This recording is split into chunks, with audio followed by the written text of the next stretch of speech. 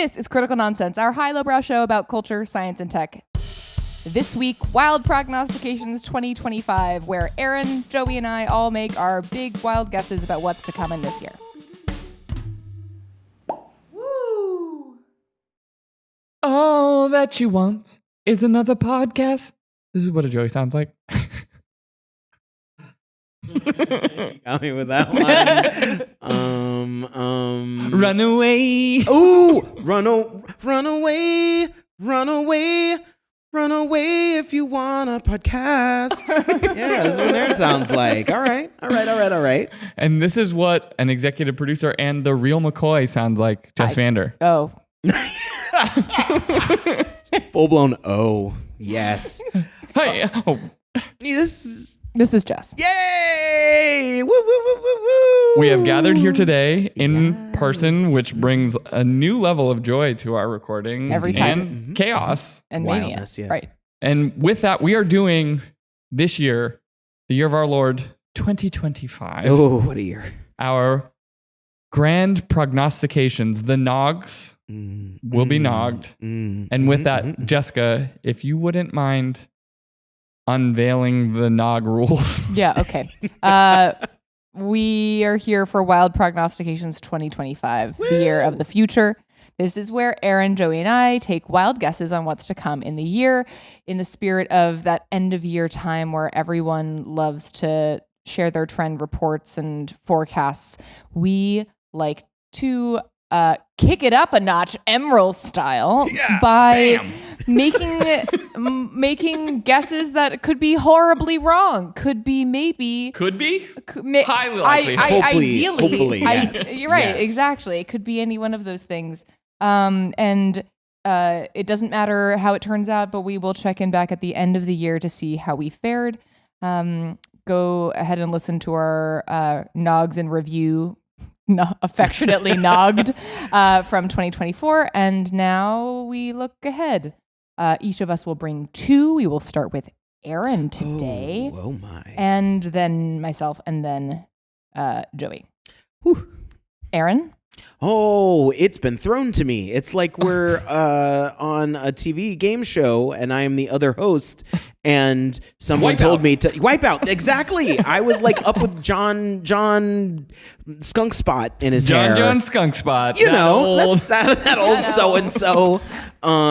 Okay, so I struggle with this every year because I tend to hew more toward the mild than the wild with my tepid nogs. take. The tepid take. And so I'm sorry, and like maybe y'all can even help, like, let's maybe wildify this one. Oh. Okay. Wildify? Ooh. Emerald, spice it up a notch. Spice it up a notch. Great. Okay. So I have 2 + 1 because I don't follow Because briefs. you're an overachiever. You say that, but then am. you will only say 2, even And though then you forget the allude to third. 3. Yes, that's true. The Aaron Powers rule of 3 is that you always forget the third. It's necessary. It is so good.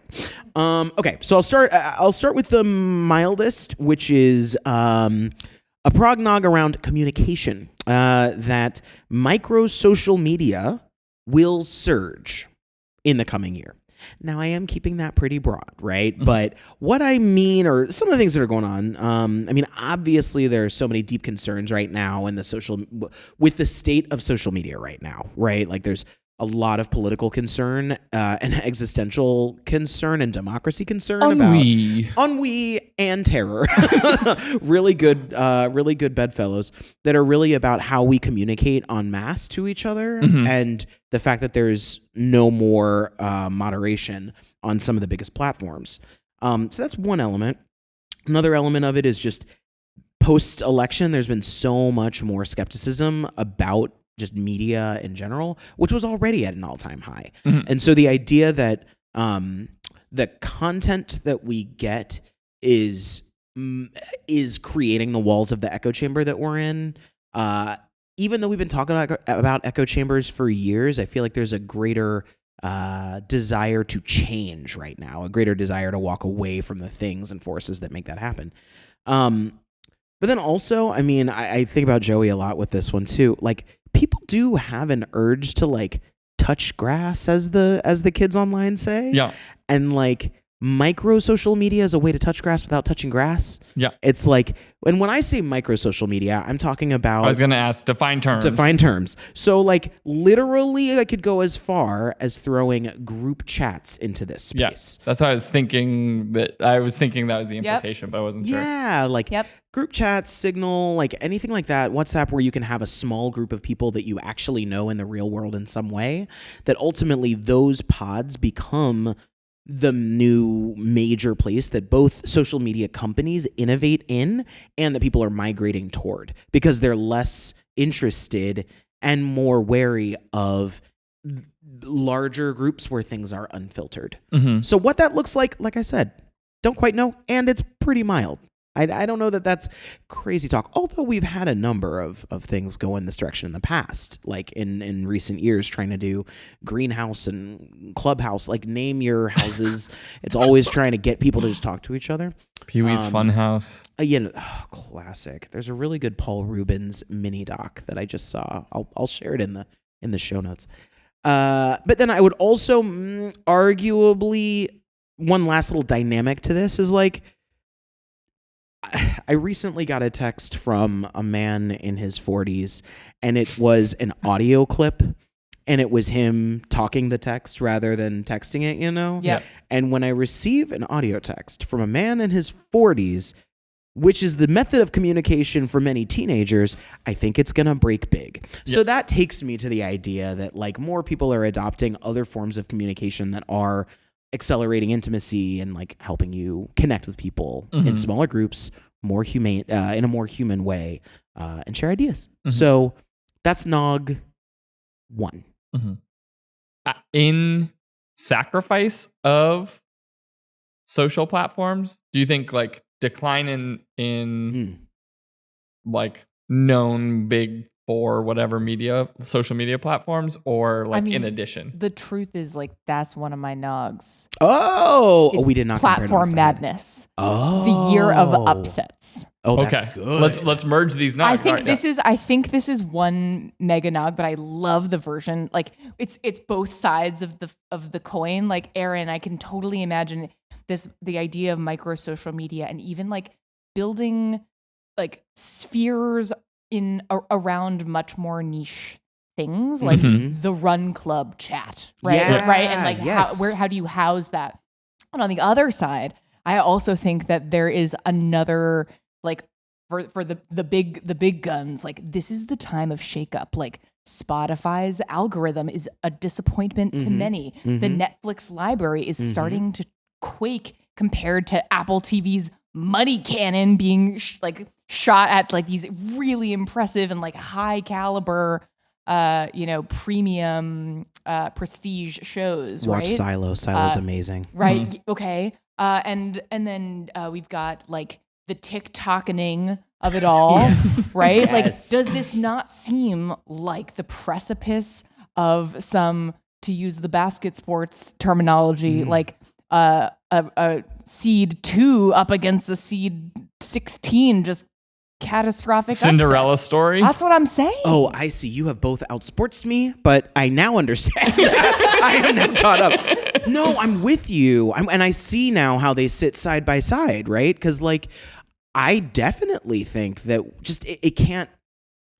So to answer your question specifically, Joey, like, do I think that there's, like, is it about what I imagine? Is it zero sum or not? Right. Yeah. Like, and I don't think it is going to be zero sum, but I do think that it's going to be a significant decline in usage, like first and foremost. And I think that there's been a lot of conversation, and it's only chatter. And I think, the ways that people are using their social media right now in January 2025 is not going to be the same as June 2025. And also the habits that we've built up around our social media behaviors are decades old, decade old, right? Like daily practices for hours a day. But I think it's going to be not like a decline in users or like monthly active users. I think it's actually just going to be a decline in engagement. I think that people are going to really cut back on the amount of time they spend on platforms. I think they're going to use fewer platforms. Zero-sum, maybe actually, like, yeah. I mean, yeah, that's true. Like, I mean, I think the thing is that I don't think it's going to be like It's not cold turkey. It's not like gone. Yes. Yeah. And I think more than anything, like it's going to be a shift in use cases. And I think that social media, macro social media, has to rethink what its use cases are. And that's where the Jess's mega shakeup of all of these platforms sounds right. Because all of these different platforms are competing for slices of our time. And everybody is trying to figure out kind of what you use your time for when you're not doing the other thing. Yeah. I mean, some of the growth has been because people are dual platforming to use the language of this conversation. They're like on Instagram and watching the new Apple Prestige show. So that the ability to expand has come at like the sort of fracturing of attention in those moments that you're multitasking in whatever capacity. And I think that, right, like there are limits to, you can't like triple task in those things, right? Like in any meaningful way. And also like there's always this conversation around like tool screening and whatnot, and whether people are actually engaged with both pieces of content at the same time. But they're actually, it's like when psychologists talk about multitasking and the fact that there's no such thing as multitasking. You just switch back and forth really quickly from task to task, and you can't dig into any one of them. Yeah. I also think that this whole sphere of nogging hinges on people just being in a place where they're open enough that they might just break a habit or make a change, break away. Kelly Clarkson, Kelly, can you hear us? Yes. I think I've heard more people who I know who like are very active, like Instagram users as an example, talking about like, I think I might delete it. And the last time I remember that was like 2016 and Facebook. And like, and look where Facebook, look where Facebook is right now. It's sort of the time to strike, everyone. Yes. I think people are like upset with Twitter, upset with Instagram. Like, I don't, TBD on how people feel about TikTok. Everybody got an opinion, but not a coherent. Yeah. And so like it is interesting to see how this plays out, but I agree. I'm like how I don't have like a perspective on where it'll go, but I feel like something's going to happen. Right. And that's why the nog is that micro social media surges. A term that can be defined in January of 2026 to prove that I was right. That's basically how I did that. And then yours, I guess, since you shared it already, is Platform Madness, the year of upsets. Man, I love this. This is fun. Okay, so should I jump into? I'll do one and then I'll just drop the other one. I want to make sure that we get all nogs. Yes. Okay. So all nogs, yes. And as a result of going all nogs, I'm going to go wild nog. This one. So my nog, my tea leaves say that nihilism, from a design perspective, is going to start slinking back into the mainstream in a major way. Whether that looks like early 90s grunge or beatniks or goth culture or even like French New Wave cinema or something like that. And hipster sleaze. And I think technically, and I did not think about this until we're talking about it right now, I think we're already starting to see it with Nosferatu. I think that like, yes, it's just a beautiful, creepy looking movie that apparently doesn't have the greatest story, but whatever. I think that there's no doubt that like, I think from an aesthetic perspective, right now, the sort of it design motif is the like 90s take on the 60s. So there is so much visual. Yes. Okay. So run with me for a moment. So like in the 90s, mid 90s, you had movies like Dazed and Confused.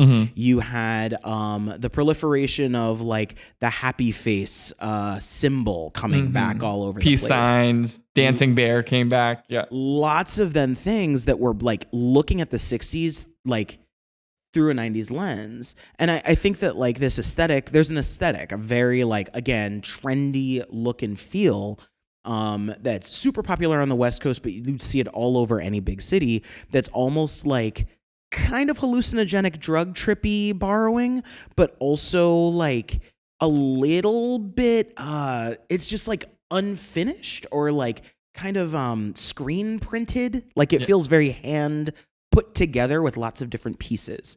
And so you've got this design motif that's like brands are leaning into and that like is starting to dominate a lot of clothing as well. And then you've got the nihilism that is just coming in the windows in a lot of design communities related to the nature of democracy in America right now. And so I think there's no way that you do not see that mood start to show up in the ways that we interact, like with design and designed objects. I think the question to me is a little bit, is it going to go full-blown escapist, Pollyanna, like just pink sugary whatever? Or is it going to go much more creatively dark, restrained, morose Gen X? And my prediction is that it's actually going to go the morose Gen Xer route.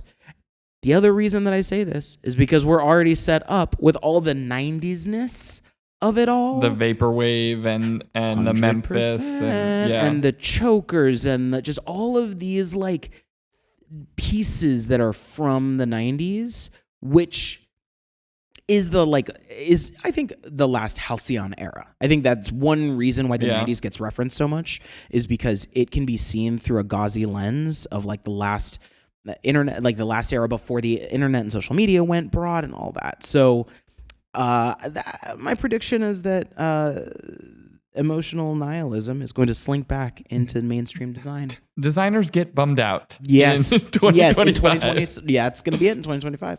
I know you intended to share both of them, but I just have to say, as soon as you said this, it reminded me of an article I read just a couple of weeks ago that I think encapsulates this perfectly, which is, are we all going to dark mode now? The lifestyle version of what all of our devices have become, right? Like where everything, I was like, I think that's what this is. This is like, everything is dark mode. Yeah, that is so interesting because like I think that many people from like 2016 forward like lived in hyper anxiety, hyper action, and were very active. And there was a lot of fighting and a lot of just like energy, right? Yeah. And in this I haven't read the article, but judging by its headline, which I know all you listeners do the exact same thing, so don't judge me. You're not better than me. You're not better than me. We are the same. The idea that like this version of like I just need to turn it off. Like I just can't. We are now beyond I don't think I can to I just can't. And now I just got to turn the lights down low. I need the stimulus to draw back. And I need to like just make things easier for myself. Perfectly encapsulated a quick excerpt. Dark mode has its touted benefits. Dimmer screens mean less eye strain, some assert. And on certain displays, including most smartphones, showing more black pixels prolongs battery life. Imagine that our eyes and our Your battery life is about to recharge. Boom. Need it. I really love that. Can I say this is sort of it's going to be interesting if we're all in a dark place. I think this is going to be the year of weaponized compliance. Weaponized compliance. Say more. So, you know, in this like run of executive orders that we've all been forced to try and figure out, and what does this mean, and what does it mean for our business and our family and our jobs and whatever else, there is like some group of people that are sort of starting to act in ways where they're like, you told me to do this, so it's like instead of like intent, it's rules as written. It's like, you told me to shut it down, I shut it down. I turned it off. You wanted it broken, it's broken. Like that type of vibe. But there's also this thing that has been going around. I've seen a handful of people say like, I work in a Fortune 500 company in HR. Cool, I'll eliminate the DI policy and I'm only going to hire minorities and women. Yeah. Like that type of mode. Like I think we're going to start to see these stories of in that vein of sort of like dark mode acceptance, like whatever, just be like, okay, like, yeah, let it burn. Like, I think there is like a little bit of that mode right now. Like, I'm not going to fight this whole story. You told me to do this. I think it's going to break, but I have the receipt. You said do it, so I did it. I mean, I literally have had 3 conversations with clients I will not name that is, an essential tactic. Yeah. Because at the end of the day, corporate America has believed in, like, corporate America actually does understand that happy cows make better cheese, right? Like a more diverse workplace, like better ideas come out of putting people who are different together rather than people who are the same. And there is no question that the traditional pipelines that move people around do not put the best and most interesting, most diverse qualified people together. Yeah. Like at all. And so is that your nog? Is that one of your nogs? That's one of my nogs. Yeah. Because like it's so interesting that just like I'm seeing some of that happen right now. Yeah. Of like, okay, if you're going to do that, cool. Yeah. This is how we're going to do this then. And because you can't turn off, you can't just overnight say, all right, well, now we're just going to say fuck it and say, nope, we're just going to go back to the way it was and women don't matter and minorities. Like it's just. Yeah, I think we're going to see these stories of weaponized compliance where people are taking like, not like the intention of what is said, but like, you said to do this, I did it, it burned down, it's your fault. Like that type of thing in this moment, because so much of everything was reliant on sort of mores and social norms, and those things have been bent in so many ways over the, both pandemic and the previous Trump presidency, all of these things. And so all of a sudden people are like, all right, well, like, to your point, I'm going to go dark mode for a year. I'm just going to do exactly what you say. We'll see where we get at the end of the year. Maybe you were right. Let's find out. Turned off the factory, like that type of thing. Yeah. So. And there's also like, I think that to the point about in the past, we'd been spending so much time, recent past, we'd been spending so much energy worrying about what could happen if, and like now it has happened. We are here and it is happening. And you like don't have a choice but to react in some way. And you have to choose if one of your actions is to do nothing or one of your actions is to do anything. Yeah. Like that's the smallest first step to take. Do I do nothing or do I do something? Then it can start to become, well, what type of something do I do and what's in my control? What's going to protect my peace? And there is no better way to handle it than weaponized compliance. Yeah. Of you told me to, so I did it. Show me what's wrong. Yeah. Tell me either I did it right or you did it wrong. Please tell me. Yeah. I think I have to sort of, to get specific, say there will be major events wherein weaponized compliance is a key factor in some form, and potentially like within the government or wherever. But that's my nog. Keep fighting Costco. I mean, that was keep fighting, Costco, not keep fighting Costco. We like what Costco's doing. If there is one thing that we can all agree on, it's that we all love Costco. Love Costco. Amen. Let's pretend we didn't just take a break. Yes, not at all. I have another quick nog. Nog shot. A nog shot. We're going to take a shot of nog, and I swear this one has a little brandy in it. Mini nog that video games. Brandy strategist. Yeah. Okay. Yes. Yep. And I also hope that everybody loves how different the sound is from this point forward in the podcast. No break. Right. No break. So next one is that video games pivot to novel gameplay and away from graphic realism. So here are some of the little things that I'm seeing going on there that could lead to it or why it should happen. Unreal Engine. Well, yes, people hate working with Unreal Engine. It's really, really difficult. One of the things that's going on is that you get these amazing immersive environments with the latest edition of Unreal Engine, but the load times are trash. Is this a game development platform? Like a physics engine? Yes, it is a physics engine that actually allows all of the renders, the lights, the textures, everything that makes a video game look good is done through different types of graphics engines that are designed by developers or by development companies. And Unreal Engine 5 is the latest release. I believe it's 5. I will check this. This might be Unreal 8. Corrections Department. Corrections Department's got to come on. I'll check right now while you're going. Thank you. It's been really exciting for all the next gen consoles that have come out about 5 years ago. But ultimately, like, yeah, it's really being hell for developers, and it's a lot of work. But then also you've got It is 5. Oh, thank goodness. Wow, My thank brain is goodness. not as trash as I thought it was. I mean, there's other stuff too, where you've got a lot of these AAA developers and all these studios that are being bought up and being shut down because the video game industry has been in a hole for a couple of years now. And ultimately, the industry is asking a lot of questions around how much longer can we invest this much in these games that are still a 50-50 shot of being successful.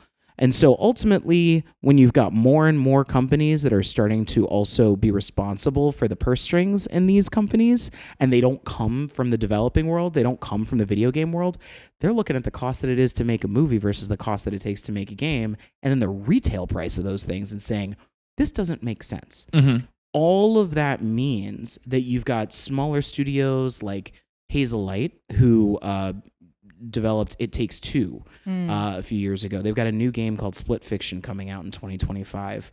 And the big thing about what the studio did, both with It Takes Two and with Split Fiction, is that they did fun, really interesting, and really diverse, wild gameplay styles in not the highest, most polished art styles available. Because it wasn't trying to be photorealistic.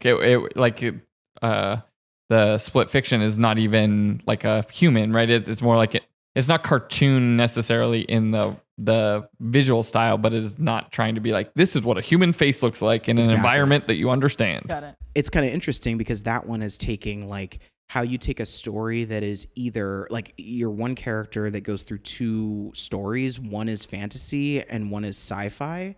And how those two stories that represent her life as it could unfold. Mm-hmm. And so because you're using sci-fi and fantasy as the backdrops for both of those, you've got color, you've got texture, you've got pretty sprites and stuff like that, but it's not intended to be real life. Mm-hmm. And the thing that they're both known for is making the gameplay novel and fun. Mm-hmm.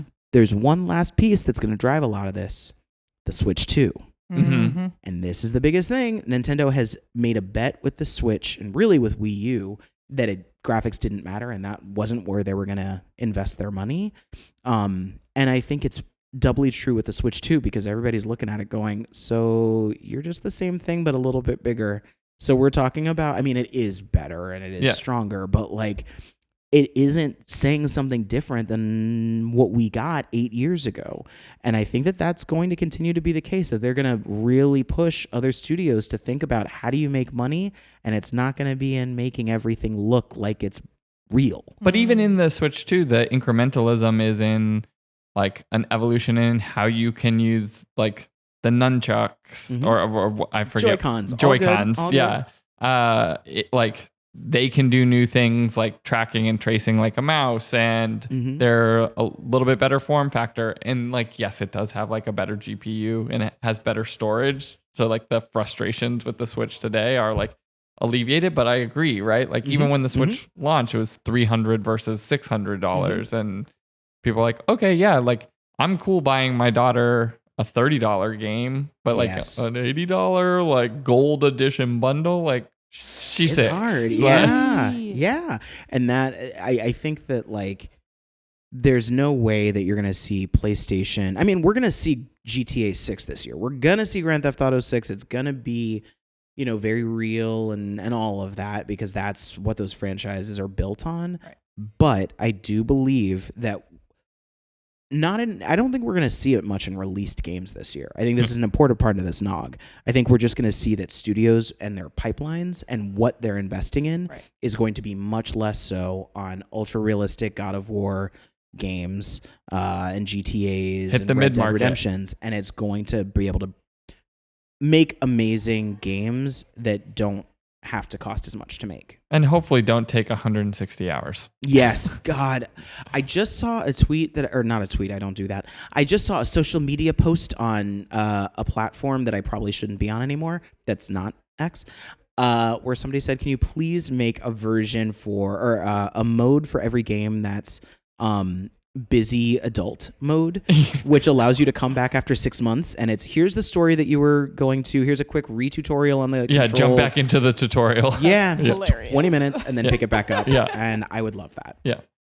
Well, that was a full nog. Yeah, I'm here for it. it. Mini That was nog. a I'm regular sorry. size I went full nog. nog. It was an American pint, not an imperial pint. Indeed, it's true. Call back to last week. I see. I wasn't here, but I'll have a quack. Wait, you said it, so maybe it was this week. That was not Maybe me. it was earlier in not our break in this show. That might have been. Jessica, what is your second nog? I have no idea. I have two. One is that I think we're gonna start dressing up this year. Ooh, that's interesting. I think that with enough time post like peak legging in 2020, that was that the peak? We think I think I buy that. I think that was the most inside that we've all been. Have we also forgotten our Matador Megan guest? That was Just saying. We mustn't. We shan't. We shan't. But I think that not only are we interested in shifting to more formal clothes and style, I also think that we're going to become more comfortable with it being uncomfortable. I feel like we've had such an investment in making everything super comfy, and you can do it in like every activity you imagine in the same outfit.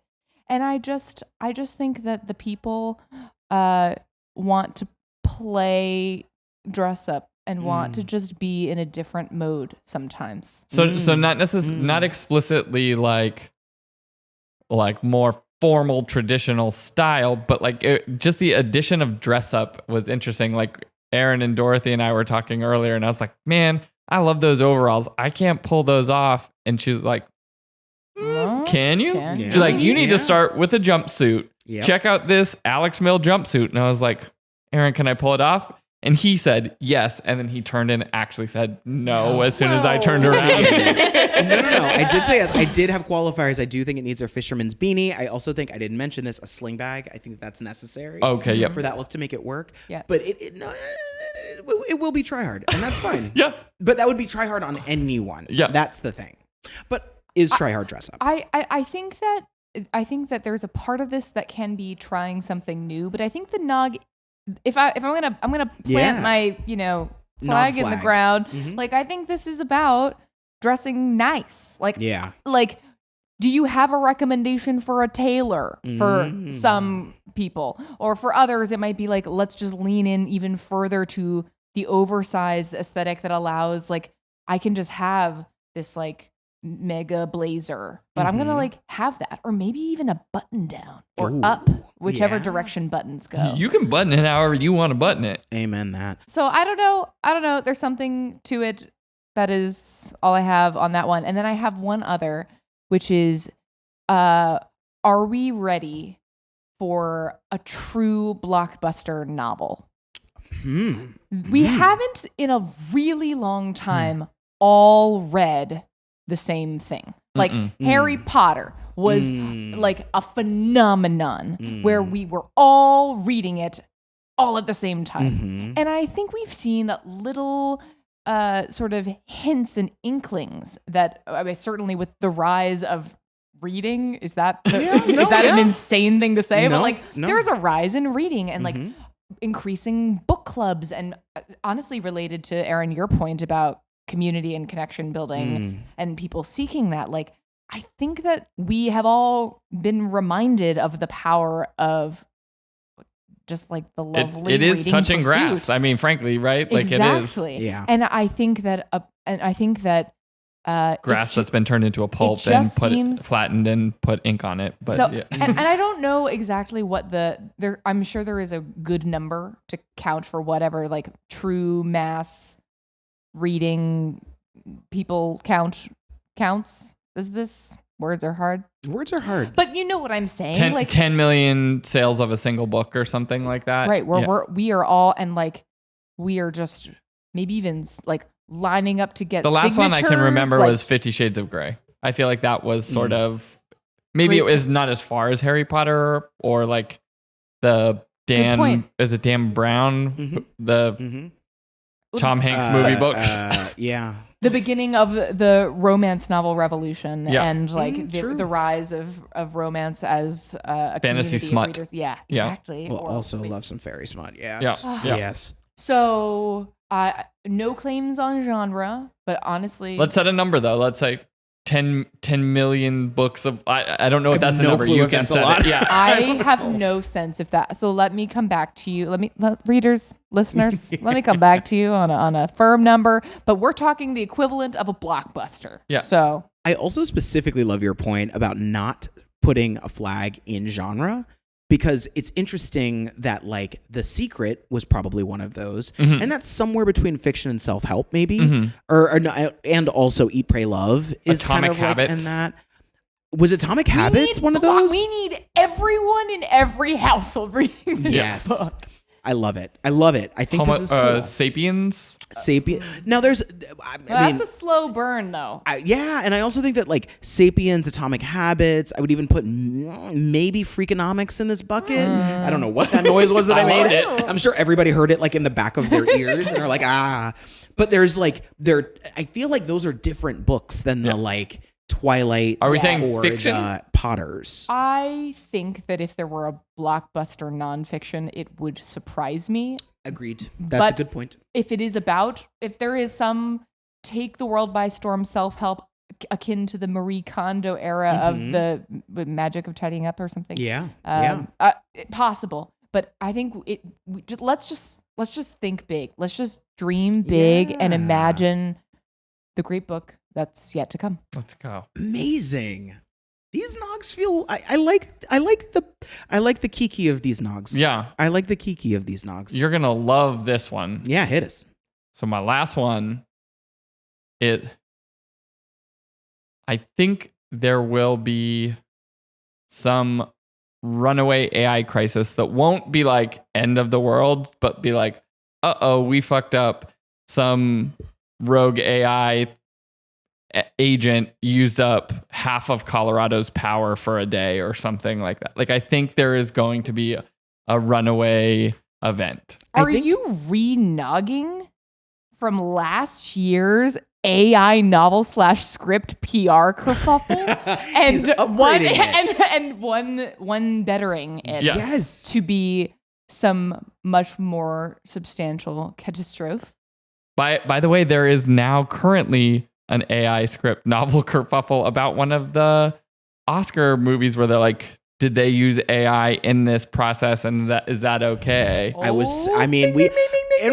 say at the end of last year that one count, or that one was working. Right. I mean, two things. One, if you haven't watched A Good Day to Die Hard recently, in the context of AI kerfuffles, so worth it. Yeah. It was made in like 2007, I want to say, 2008 maybe, and it is about basically an AI terrorist. What happens if someone hacks into the government systems, uses AI to turn America against itself? It's just a very like creative mind grapesy type of thing, and it's not a terrible movie for a diehard. And if you haven't seen The Mitchells vs. the Machines, also very good, very AI doomsday, but I mean, that movie is amazing. It's amazing. It's really good. And then the second thing is, I was going to say, you must be wearing my doomsday goggles that I'm usually wearing. Yeah. Because both of your nogs are that the world is not going in a great direction. And usually I'm the one that has those. Yeah. I'm relieved not to be the pessimist in the room for once. Yeah. I think what's going to happen based on the acceleration of like even how people are reacting to DeepSeek right now and being like, oh no, we have to race faster and faster and raise more money and do all of these things. My expectation is not like global catastrophe. Like, I don't think that's what is coming.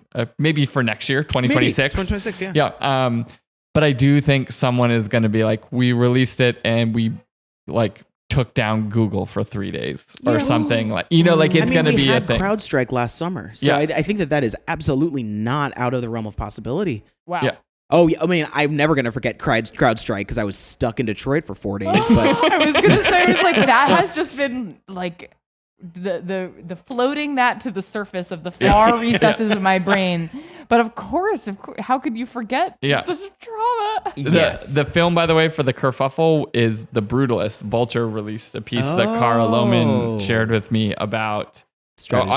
Did they use AI in this movie, and is that okay? And all of that. So kerfuffled. Kerfuffled. Yes. Yeah.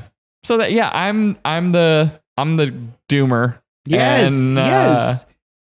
What is your P-Doom? I'm Kiki and y'all are Booba and we're out here and yeah. I mean, you can always count on me for the much less thorough and thoughtful, but taking a whim, taking a chance type ones, and we'll just see what happens in this year full of micro social media surge / platform madness of March and other months.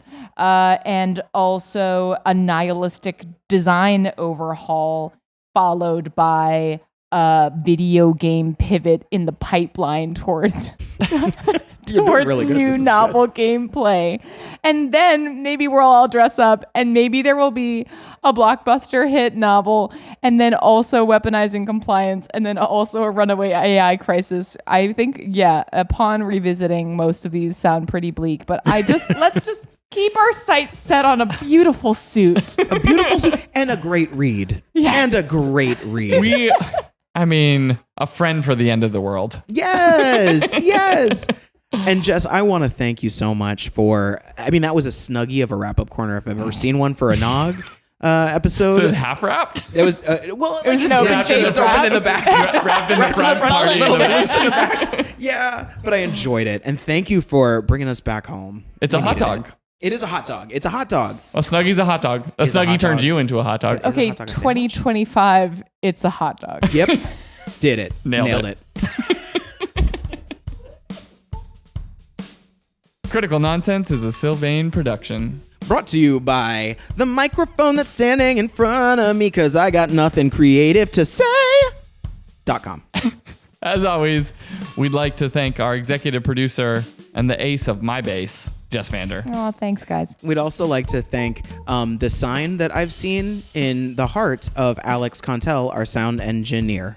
Thank you, Alex. We'd like to thank our programming coordinator and the feeling when the desert misses the rain, Les Jacobs. Well, I like that we went from Ace of Base to and Les loves the band that you're talking about. Why can't I remember Everything But the Girl? Everything But the Girl. Damn it. Oh, that's it.